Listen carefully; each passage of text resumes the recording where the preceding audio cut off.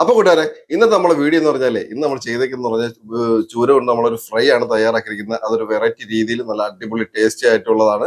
കൂട്ടുകാരെ, നിങ്ങൾ ഇങ്ങനെ ചെയ്തിട്ടില്ലെങ്കിൽ ഒന്ന് ചെയ്ത് നോക്ക്, നിങ്ങൾക്ക് ഇഷ്ടപ്പെടും.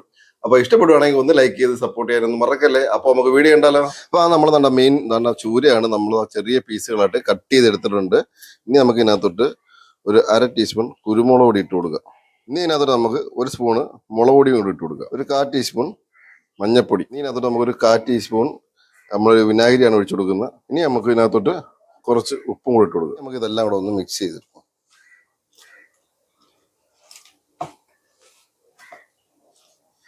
എല്ലാം കൂടെ ഒന്ന് മിക്സ് ചെയ്തിട്ട് നമുക്കിത് ഒരു 1/2 മണിക്കൂറെങ്കിലും ഒന്ന് ഈ മസാല ഒക്കെ ഇതിനകത്തൊന്ന് പിടിക്കാൻ വേണ്ടി ഒന്ന് മാറ്റി വെക്കുക.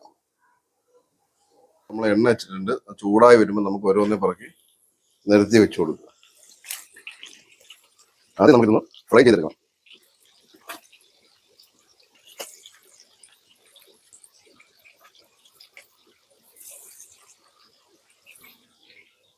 ഇനി നമുക്ക് ഒരു ഭാഗം തിരിച്ചിട്ട് കൊടുക്കുക.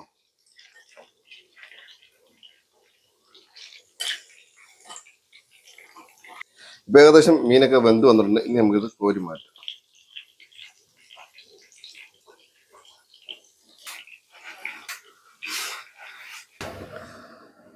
അപ്പൊ ഞാനിപ്പോ ഇതേ എണ്ണയ്ക്കകത്ത് തന്നെ നമ്മൾ അടുത്ത ഉള്ളി വാട്ടാൻ പോവാണ്. നിങ്ങൾക്ക് എണ്ണ കുറച്ച് മതിയെങ്കിൽ കുറച്ചെടുത്താൽ മതി കേട്ടോ. ഞാനിപ്പോ ഒരു 50 ഗ്രാമോളം ചെറിയ ഉള്ളിയാണ് എടുത്തേക്കുന്നത്, അതിട്ട് കൊടുക്കും.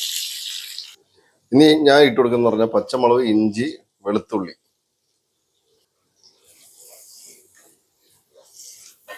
ഇനി കുറച്ച് കരിവേപ്പില ഇട്ട് കൊടുക്കാം.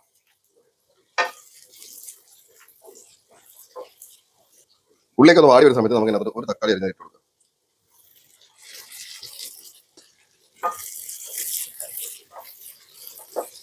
ഇനി നമുക്ക് ഇതിനകത്തോട്ട് ഒരു 1/4 ടീസ്പൂൺ മുളക് പൊടി, കുരുമുളക് പൊടി, ഒരു നുള്ള് പെരിഞ്ജീരകം പൊടിച്ചത്, ഒരു നുള്ള് ഉലുവ പൊടിച്ചത്, കുറച്ച് ഉപ്പ്, മഞ്ഞപ്പൊടി, പച്ചമുളക് മാത്രം നമുക്ക് നടക്കാം.